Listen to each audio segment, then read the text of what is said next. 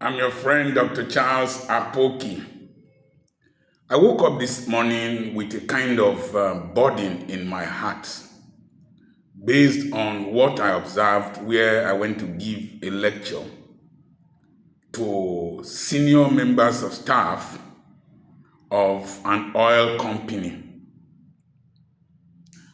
I told them not to serve alcohol before the lecture because from my experience in Nigeria, when you gather Nigerians for an end of year party, in quotes, this party was supposed to have taken place before now, last year, and you serve them alcohol and their colleagues and contemporaries, there is a tendency for them to behave like kindergarten children.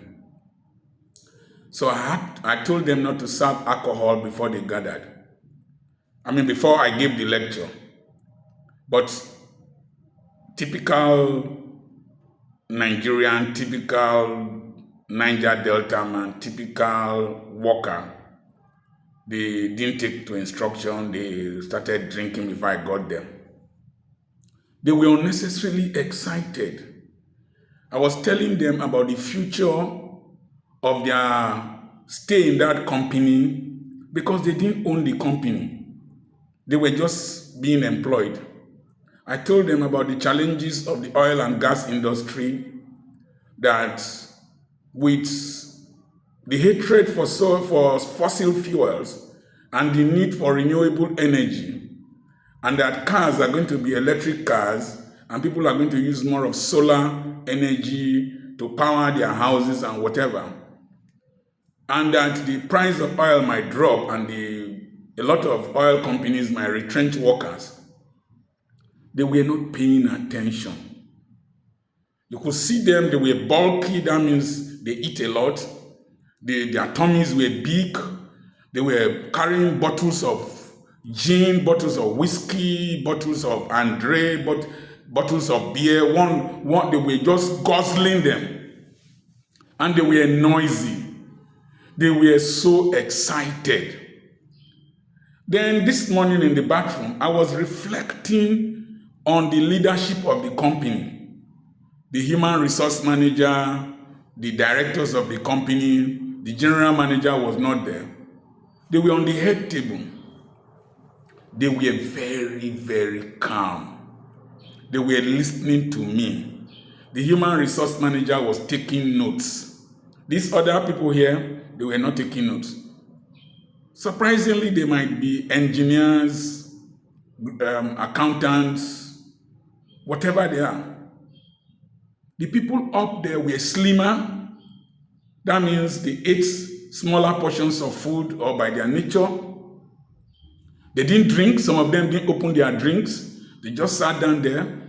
While these are the black man, the one working for them, were up and down, moving from table to table. You can check the video on my YouTube channel. Up and down. I was disturbed when I got home.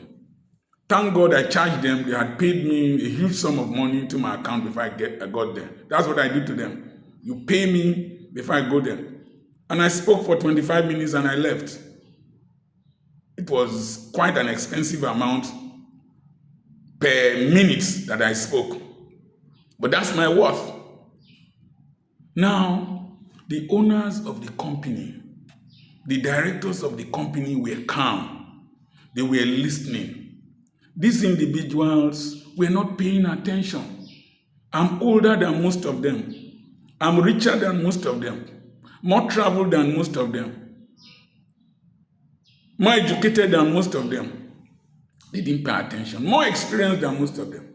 I've seen oil company workers retire and they look scruffy just after a few years. And the human resource manager stood up and told them that it is not the salary you earn that determines how rich you are. And that some of you will eventually go home. And it is what we see when we get to your home that will determine whether you are wealthy or not. They were not listening. They were One of them shouted, "You don't pay us well." Can you imagine the stupidity? In a public gathering with the directors of the company, the human resource manager was talking. There was a guest speaker who is not a member of your board. You are screaming, "They don't pay us well, you don't pay us well." What if the man marks you and targets you to eliminate you from the system, sack you, issue you a query and sack you? You don't have anything to fall back on. Why is it that those of us who are black people, those of us who are from the Niger Delta, why are we not calm? Why are we not reasonable? Why don't we learn?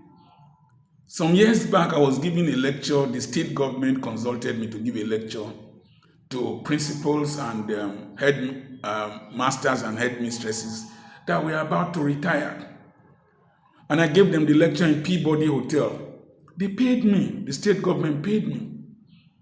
One woman was not listening. She was pressing phone.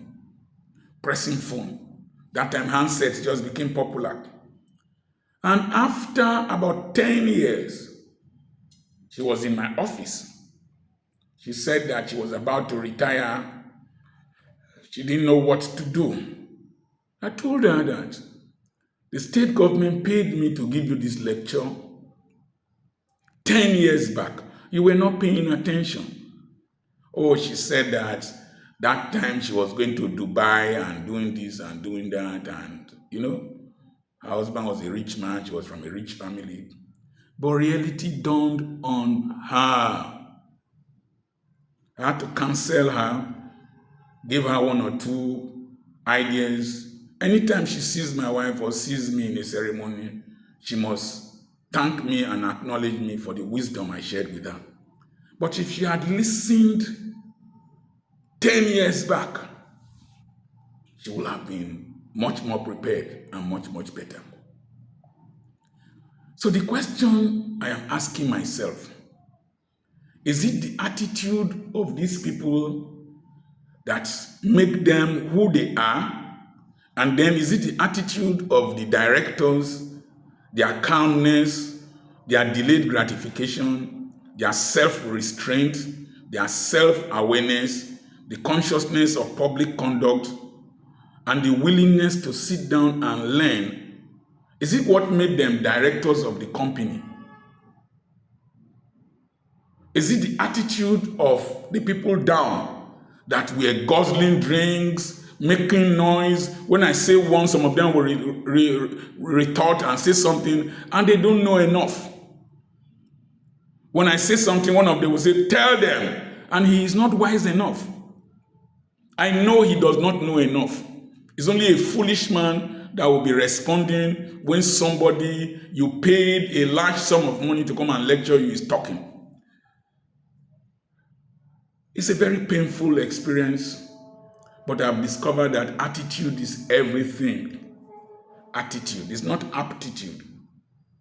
Somebody once said that your aptitude will give you 25% elevation, but your attitude will give you 75% of the possibility of reaching a high altitude. Do you have the mindset of poverty? The mindset of poverty is that mindset that does not know the value of knowledge, that is not willing to learn, that is restless, that is talkative, that is consumptive, that is restless, that is reckless. Do you have that attitude? If you have that attitude, especially when you don't have value for knowledge, when somebody is talking, you are talking. Do you have any friend like that? Before you cancel him, he already knows an answer to give to you. He will tell you, "I know what I'm doing." Don't you trust me? Have you ever followed such people for a long time? Have you noticed that they don't do well? It's sad. Very, very sad. So the level of your education does not really matter. It is the level of your grooming. What pained me most is that I have a childhood friend, a little bit older than I. He owns Lee Engineering. Lee Engineering. Lee Engineering is a big company in Nigeria, employs expatriates. I was his father's doctor. We grew up together in the slums. He started working as a junior worker in Snam Projeti and came from an extremely poor background like mine.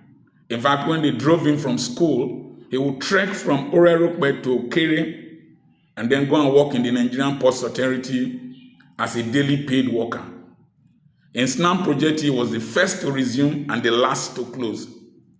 Then he opened a small shop near the present-day High Court in Efrun, where he was contracting workers to oil companies. He grew gradually. Today, he owns an oil company. The day I went to his office, I met the MD of NNPC, Nigerian National Petroleum Company, in his office. When I was going to Australia, if I tell you how much he gave to me in dollars, it will shock you. He's all over the world, but he started from scratch, grew in the oil industry. Today, he is a giant in that industry. As I was reflecting on these fellows, there's a strong contrast between Limon Ipia, the chairman of Lee Engineering, and those lousy people I saw there. You see, you are a stupid man if you think that at the age of 40, 50, you are still behaving like secondary school students. Come, Richie, when you see your friends, you are excited. Listen.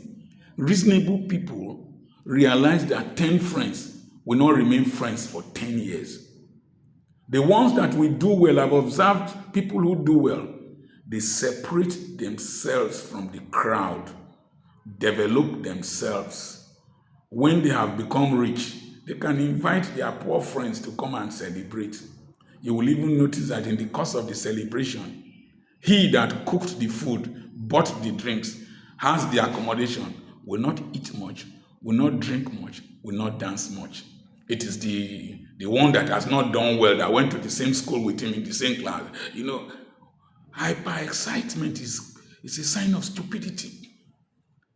Black people are unnecessarily excited. Poor people are unnecessarily excited. Unprogressive people are not unnecessarily excited. Do you have that attitude? The spirit of poverty. May God help you as you listen to this message. I also want to say that doing what is it called? Content creation is not an easy job. I need to do this. I need to go to the farm.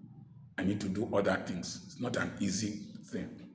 So appreciate it, value it. We are not acting films. When you act film, you can stop and take over. No, I do mine spontaneously. Go for the content. Learn from it. Don't be like the oil company workers who were criticizing, talking, and being lousy.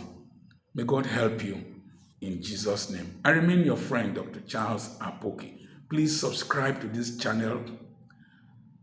Press the notification button so that as a new video comes up, you will learn. I cannot mentor every person individually, but through sharing my experiences with you, you will learn. Recommend this channel to others.